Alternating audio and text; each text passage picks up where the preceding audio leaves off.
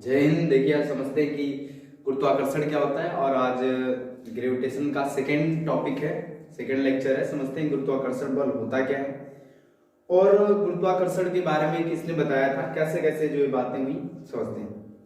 देखिए हमने आपको कल बताया था कि जो गुरुत्वाकर्षण बल होता है, गुरुत्वाकर्षण बल दो द्रव्यमानों के बीच कार्य करने वाले बल को क्या बोलते हैं? गुरुत्वाकर्षण बल। ऐसा बल जो दो द्रव्यमानों के बीच काम करता है उसे क्या कहते हैं? गुरुत्वाकर्षण बल। ठीक है।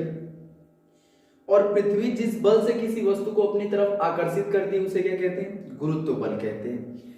इसके बाद हमने आपको बताया था कि बल जो बल के विषय में सबसे ज्यादा स्टडी करने वाले साइंटिस्ट का नाम क्या था? न्यूटन। उन्होंने बहुत ज्यादा मेहनत करी थी, इसलिए जो ये फोर्स का जो बल का यूनिट रख दिया गया, मात्रक रख दिया गया, वो न्यूटन रख दिया गया, उन्हीं के नाम पर रख दिया गया। ठीक है। आज हम लोग समझते हैं कि जो बल होता है वो किन किन बातों पर डिपेंड करता है। बल जो है किन किन बातों पर डिपेंड करता है, ये न्यूटन ने हमें समझाया था कि बल जो होता है वो किन किन बातों पर डिपेंड करता है। तो बल जिन जिन बातों पर डिपेंड करता है, कौन सा बल? गुरुत्वाकर्षण बल। ग्रेविटेशनल फोर्स किन किन बातों पर डिपेंड करता है वो हमें समझना इंपॉर्टेंट है। ध्यान से समझेंगे तो ग्रेविटेशनल फोर्स जो होता है वो कई बातों पर डिपेंड करता है। जैसे हम आपको एग्जांपल बताते हैं, समझिए।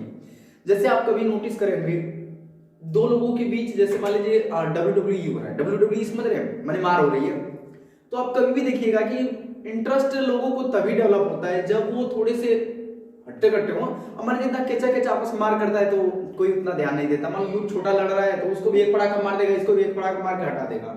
लेकिन जब दो बड़े बड़े जब आपस में झगड़ा कर रहे हैं तब कोई ऐसा नहीं कर सकता कि इनको एक पड़ाका मार दे, इनको एक पड़ाका मार कर इनके हट जाओ, ऐसा वो दोनों मिलकर इनको धो देंगे। तो मतलब आपको ये बता रहे हैं कि दो लोगों के बीच जब बल लगता है, दो लोगों के बीच जब झगड़ा होता है तो डिपेंड करता है कि कितना बल किसके पास है, कितना द्रव्यमान है। अब WWE में इतना छोटा छोटा पतला पतला आदमी लड़ेगा तो उतना इंटरेस्ट डेवलप नहीं होता है जितना कि हट्टा कट्टा लंबा एकदम चौड़ा इंसान जो है उसमें अगर एंट्री मारे तो समझ आता है ठीक है ये लंबा आदमी, ये भी लंबा आदमी, हट्टा कट्टा, इनके बीच बल बहुत अधिक लगेगा। क्यों? क्योंकि हम लोग बल का कंपेयर किससे करते हैं? उनके द्रव्यमान से करते हैं। अब मान लीजिए एकदम सुखंडी सा आदमी है, लंबा तंबा है, तो हम लोग देख करके लगभग ऊर्जा की बात नहीं कर रहे हैं, द्रव्यमान की बात कर रहे हैं। इंपॉर्टेंट है, ध्यान से सुनिए। तो किसी के पास द्रव्यमान बहुत अधिक है, लंबा चौड़ा है, पूरा एकदम खली जैसा है, लंबा तगड़ा है, और इसके बाद एक दूसरा आदमी है जो कि दुबला पतला है, तो देख करके ये लोग कहते हैं अरे ये तो हार जाएगा। ऊर्जा की बात नहीं कर रहे, द्रव्यमान की बात कर रहे हैं। द्रव्यमान से हम लोग कंपेयर कर लेते हैं क्योंकि द्रव्यमान अधिक होने से बल अधिक लगता है। दो वस्तुओं का द्रव्यमान अधिक होने से बल क्या लगता है? अधिक लगता है। ये बातें किसने बताई थी? न्यूटन ने कही थी। इंपॉर्टेंट बात है। दो द्रव्यमानों के बीच लगने वाला गुरुत्वाकर्षण बल, सबसे पहली बात उनके जो मास होते हैं, जो उनके द्रव्यमान होते हैं, उन दोनों पर डिपेंड करता है। अगर एक का द्रव्यमान बहुत अधिक है, दूसरे का द्रव्यमान बहुत कम है तो बल बहुत कम लगेगा। क्यों? जैसे बड़का वाला एक प्रकार भाग यहां से तो तुरंत साफ साफ गलती होगी, निकल लेगा क्योंकि उसका द्रव्यमान कम है।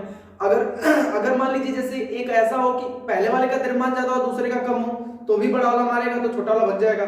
या तो दूसरे का द्रव्यमान ज्यादा हो, पहले वाले का कम हो, तभी मारेगा तो पहला वाला बच जाएगा।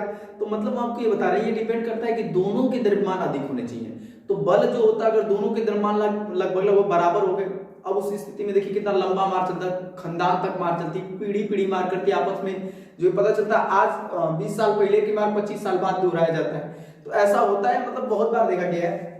तो न्यूटन ने कहा था कि जो गुरुत्वाकर्षण बल होता है वो, मान लीजिए ये पहला द्रव्यमान है, ठीक है, ये पहला द्रव्यमान है, मास नंबर 1 है, और ये दूसरा द्रव्यमान है, इसका नाम है मास नंबर 2, ठीक है, ये दूसरा मास है।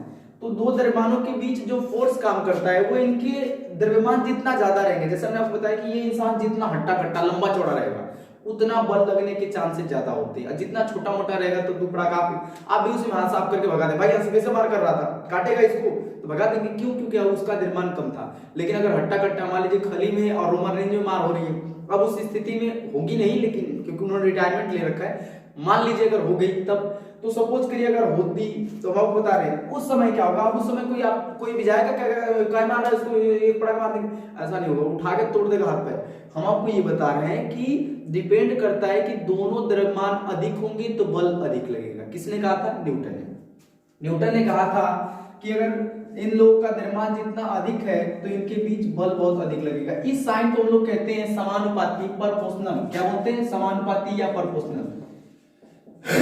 कोई कोई पूछे कि समानुपाती या प्रोपोर्शनल का क्या मतलब होता है। देखिए समानुपाती का मतलब ये होता है, जैसे हम आपको एग्जांपल बताते हैं। मान लीजिए आपकी पॉकेट मनी जो है मान के चलिए 500 रुपए महीने की, सपोज कर लीजिए, ठीक है।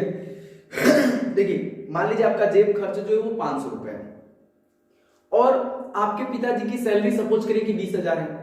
अगर गलती से उनकी सैलरी मान लीजिए सपोज कर लीजिए 2 लाख रुपए हो गई, या घर में जो भी कमाता है उसकी सैलरी 2 लाख हो गई, तो आप 500 में मानेंगे ही नहीं, आपको हर दिन का 500 चाहिए होगा। क्योंकि एग्जाम्पल समझिए, जब आपके पिताजी जो है 20,000 रुपए कमा रहे तो आप जो पॉकेट मनी के रूप में 500 रुपए खर्च कर रहे हैं, तो अगर सैलरी जो है उनकी 2 लाख हो जाएगी, 3 लाख हो जाएगी, 5 लाख, 10 लाख, उस स्थिति में आप क्या करिएगा? आप 500 में महीने में कभी चला ही नहीं सकते। आपको रोज का 10,000 चाहिए पॉकेट मनी के रूप में। फलाने दोस्त के साथ पार्टी करनी है, आज आंटी के साथ पार्टी करनी है, तो ये सारी चीजें आपको पैसे की जरूरत पड़ेगी। मतलब उनका पैसा बढ़ेगा तो आपका खर्चा बढ़ेगा। अब मान लीजिए आपके पिताजी ऐसा हो गया, मतलब टाटा जी से एकदम पैसा कमा लिए पूरा, तो कहेंगे हम अपना प्राइवेट जेट खरीदेंगे, है ना सा।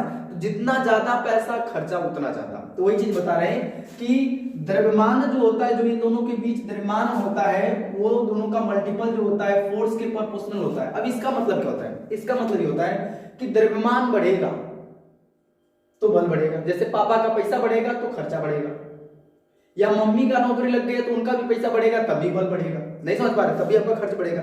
भाई मम्मी का पैसा बढ़ गया, अब मान लीजिए उनकी सैलरी 50,000 होगी, अचानक से सरकारी जॉब लग गई, गांव में सरकारी जॉब की बहुत इज्जत है, तब उस स्थिति में क्या होगा? तभी बल बढ़ेगा। तो मतलब ये हो गया कि जो लगने वाला बल है वो द्रव्यमानों के गुणनफल के समानुपाती होता है। इसका अर्थ ये है कि द्रव्यमान बढ़ेगा तो बल बढ़ेगा। पूछेगा आपसे कि बताइए दो द्रव्यमानों का जो दो द्रव्यमान है उनमें से द्रव्यमान बढ़ाया जा रहा है तो बल पे क्या प्रभाव पड़ेगा?